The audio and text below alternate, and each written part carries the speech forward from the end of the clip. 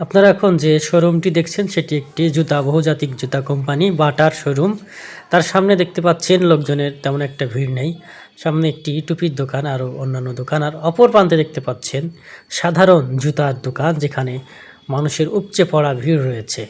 আমরা দেখালাম আপনাদেরকে দুইটি দোকানের পার্থক্য। তো এই পার্থক্যটা কেন হচ্ছে চলুন আমরা বিশ্লেষণ করি আজকের ভিডিওতে।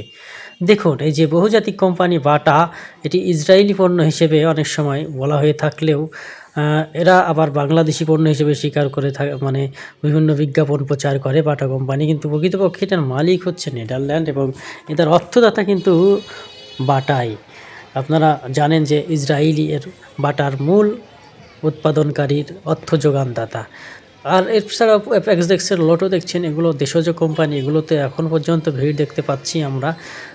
অন্যান্য ব্র্যান্ডের দোকানগুলোতে ভিড় রয়েছে, যদিও দাম বেশি, কিন্তু অত্যন্ত গুণমানের ধন্য বাটার জুতাগুলো, সেখানে মানুষের ভিড় আমরা তেমন দেখতে পাচ্ছি না। আপনারা দেখতে পেলেন যে ভিডিওর শুরুতে 50% ছাড় দেওয়া হয়েছে, তো 50% ছাড় দেওয়ার পরও তাদের কোনো ক্রেতা নাই।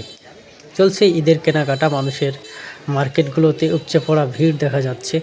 সন্ধ্যা থেকে আরও বেশি ভিড় জমে। এখন আপাতত আমরা ইফতারের আগ মুহূর্তে আপনাদেরকে যে ভিডিওটি ধারণ করেছি সেটি দেখালাম। তো সেখান থেকে আপনারা দেখতে পাচ্ছেন যে মানুষের তেমন একটা ভিড় না থাকলেও একেবারে কম, নেহায়েত কম এমনটাও বলা যায় না।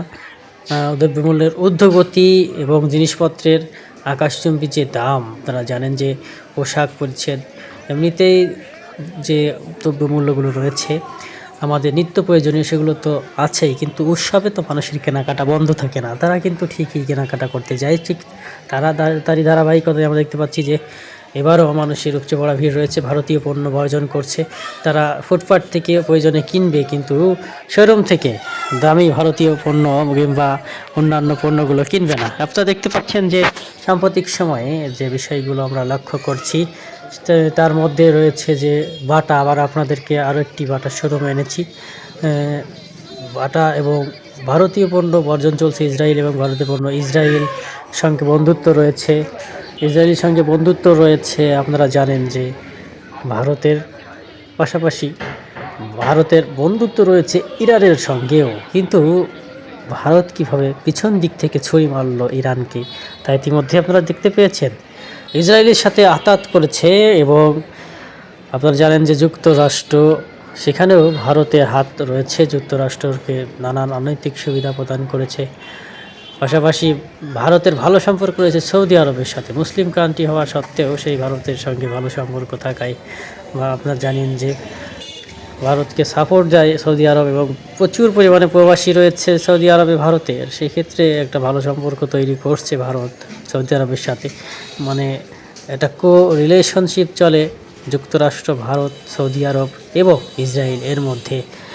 তো এরা সবাই ইরানকে এবার জেঁকে ধরেছে আর কি, ইরানকে নিঃশেষ করার যে সর্বোত্তম চেষ্টা চালাচ্ছে। আপনারা জানেন যে সাম্প্রতিক সময়ে যে যুদ্ধ চলমান রয়েছে, ইরান, ইসরায়েল, যুক্তরাষ্ট্র, এখানে সমর্থন রয়েছে সৌদি আরবের।